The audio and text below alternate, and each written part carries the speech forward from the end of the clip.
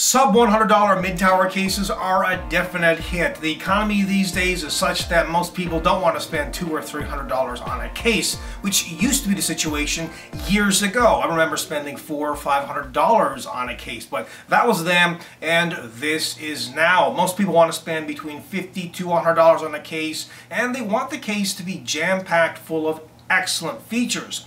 I'm Rodney Reynolds, and this is the Antec P70 case. Now the case box isn't that impressive, but it does have a few pictures of the product on it, plus features and specifications about it. It comes packaged well, 2 pieces of styrofoam on either side, and the case itself is in a plastic bag. This case is mainly comprised of steel, but the top and front panels are plastic as well. They have some mesh on the top panel.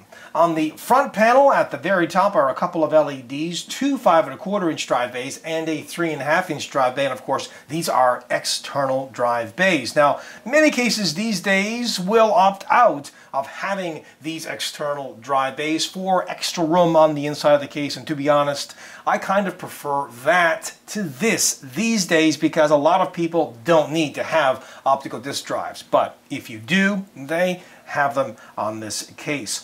On the very bottom of the front panel is the Antec logo, and on either side of the front panel, well, there is ventilation. To remove this panel, just pull on the bottom and it comes right off. There are no cables attaching this. They do include a large removable dust filter that is washable, and you can install 2 optional 120mm fans. The left as well as the right side panels have this punch out, and that will give you some extra space on the inside of the case. There's a lot of stuff going on here at the top of the case. You've got 2 USB 3 ports, and they have these little plugs in each, as well as a microphone jack and headphone jack. Again, they have these little rubber plugs to keep the dust out. That's kind of nifty. Let me try and fit that back in there. There you go.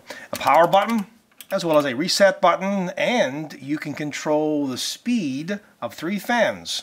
Have it off, or low, or all to a high position. Now this section at the top can actually be removed. There's a mechanism at the back. It's currently locked. You can unlock it and slide it out. They include 2 120mm exhaust fans, and you can put this into a silent mode or a dust-free mode if you want to by installing this piece, which they do include. So what you could do is, of course, turn these top fans off, install this, and it would give you an extra bit of quiet. Now, while this is somewhat of a good idea, I don't think it's that practical because, to be honest, you know what? If I want my system to be quiet, I'll either turn the fans off or normally just turn them down. I really wouldn't turn the top fans off and then install this, and then maybe I wanted to turn the top fans on again and I have to take this off again, and you know, it's just extra work that probably a lot of people just won't do. At the back of the case, at the very top, are 2 rubber grommeted holes. These are for routing cables and or water cooling tubes through. Here is where you would install the motherboard's I/O shield plate, and they include another fan. This, like the others, is a 120mm that exhausts air. There are 7 expansion slots, extra ventilation, and at the bottom is where you would install a standard ATX power supply. Plus, they include 4 thumb screws, 2 on each side panel, and note that the left side panel can be locked. Inside of the case, they include this box, and in it these items: a product overview, quick installation guide, and information on their 2-year warranty. A number of plastic rails for installing up to 4 3½ drives. A 2½ drive gets installed at the top of this drive cage, and by the way, this drive cage is not removable.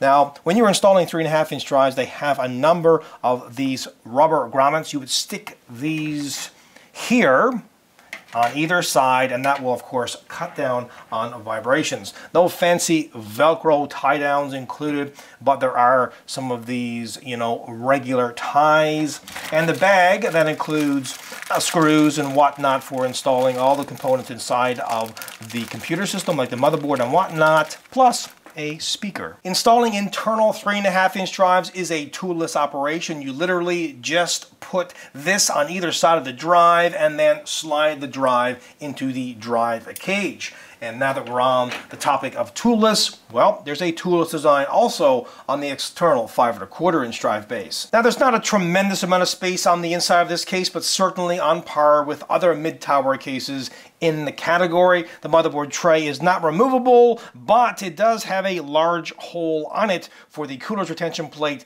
and plenty of holes for routing cables behind the motherboard tray, plus punch-outs on the motherboard tray to organize the cables. And there's plenty of space behind the motherboard tray and the right side panel.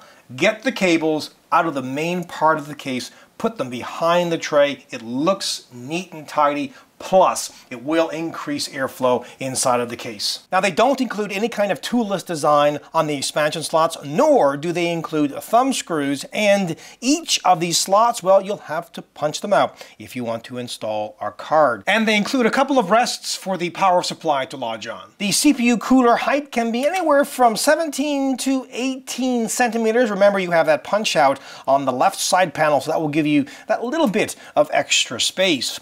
Power supply length can be up to, 27-ish centimeters, and the video card can be up to 38 centimeters in length. Okay, so let's have a peek behind the motherboard tray. As you can see, there's lots of punch outs to attach the cables, plenty of holes to route them through, and again, lots of space behind the motherboard tray and the right side panel. At the bottom are 4 rubber feet, and note how tall they are. That's good because it will elevate the case off of the surface, especially great if the case is on a soft surface like carpet. Also at the bottom is another removable washable dust filter. Of course, this is for the power supply's intake fan. Finally, have a listen to the stock fans. First on the low speed.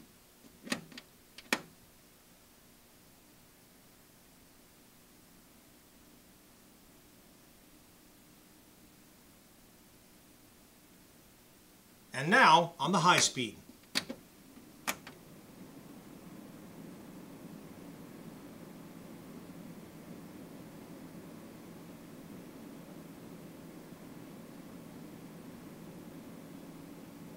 So who is this case designed for? Well, anybody that's on a budget that wants a lot of features. Certainly, if you're in that boat, I think you'll be very happy with the Antec P70. However, if you want a case that has awesome build quality, that has styling, it's a little different, plus extra water cooling options, and, extra 2.5-inch drive bays, this might not be the case for you. But that being said, it certainly is a great product. Until next time, take care.